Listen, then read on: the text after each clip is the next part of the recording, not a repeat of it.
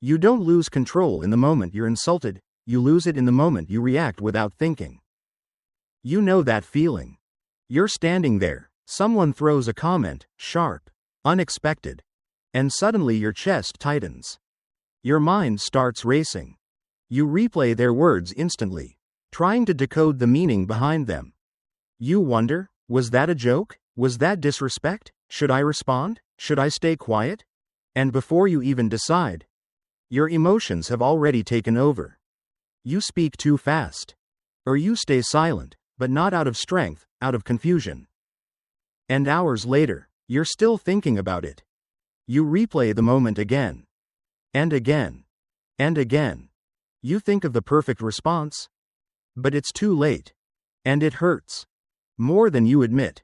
Because deep down, it's not just about what they said. It's about how it made you feel about yourself. You start questioning your value. Your confidence cracks, just a little. But enough to notice. And the worst part? You gave them control, without realizing it. Comment yes if this feels familiar. Because here's the truth most people don't want to face. The more you need to defend yourself, the less control you actually have. The more you crave validation, the easier it is for someone else to manipulate your emotions. This is the paradox. You think reacting proves strength. But most of the time, it reveals dependence. Dependence on approval. Dependence on being seen a certain way. Dependence on winning every interaction. And that's exactly where you lose. Marcus Aurelius once reminded himself, you have power over your mind, not outside events. But most people live the opposite way. They let outside events dictate their mind. Someone interrupts them, they feel disrespected. Someone criticizes them, they feel attacked. Someone ignores them, they feel invisible. And so they react. Again and again. But here's what Epictetus taught. It's not the words that hurt you. It's the meaning you attach to them. And that changes everything. Because if the meaning is yours, then the power is yours too. Drop a yes below if you understand this. Now imagine something different. Imagine someone tries to provoke you. And instead of reacting, you pause. Not out of fear. Not out of weakness. But out of control. You look at them, not with anger, but with clarity. And you say something unexpected. Something calm. Something precise. Something that shifts the entire energy of the moment. Because words, when used correctly, are not just responses. They are tools. Weapons, even. But not loud, aggressive weapons. Quiet ones. Precise ones. The kind that don't create chaos. They create silence. Let's go deeper. Because this is where your power starts to rebuild. You don't need to shout to win. You don't need to insult to dominate. You don't need to prove anything. You just need to respond differently. Let's start with the first shift. Someone throws a subtle insult at you. Maybe they laugh. Maybe others are watching. They expect a reaction. They want you to defend yourself. Or get angry. Or play along. Instead, you look at them calmly and say, you seem upset. Are you okay? And suddenly, everything changes. Because now the focus is not on you anymore. It's on them. Their intention is exposed. Their emotional state is questioned. And they weren't prepared for that. This isn't sarcasm. This is control. It's empathy, used with precision. Because most people who try to bring others down are already struggling inside. And when you respond with calm concern instead of emotion, you break their script. You step out of the game. And they don't know how to continue. This is power. Now think about another situation. You're speaking. You're explaining something important. And someone cuts you off. Not once, but repeatedly. You feel it. That slight irritation. That urge to raise your voice. To fight for your space. But instead, you stay calm. You look at them and say, I haven't finished yet. Simple. But firm. And here's the key. You don't rush it. You don't force it. You say it like it's obvious. Like it's natural. Because it is. And suddenly, the room shifts. Because most people expect noise. They expect conflict. But calm authority? That's rare. And rare is powerful. This is how you reclaim your presence. Not with aggression, but with clarity. Now let's go further. You're in a conversation. Someone starts bragging. Talking about achievements. Showing off. Looking for validation. You can feel it. The emptiness behind the words.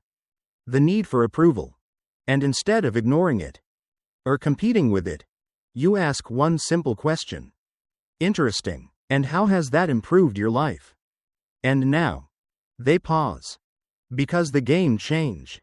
It's no longer about impressing. It's about substance. It's about truth. And most people aren't ready for that.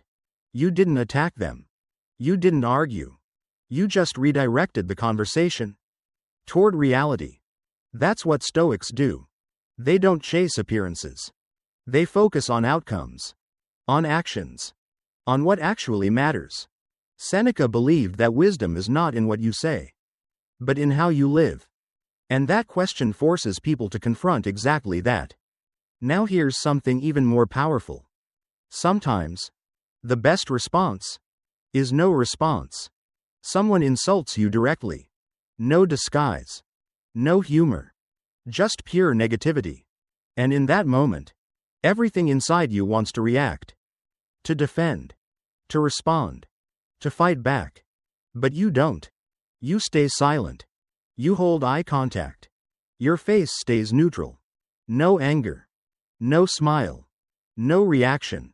Just presence. And that silence becomes uncomfortable. Not for you. For them. Because they expected resistance. They expected emotion. But you gave them nothing. And without reaction, their words lose power. They start to feel exposed.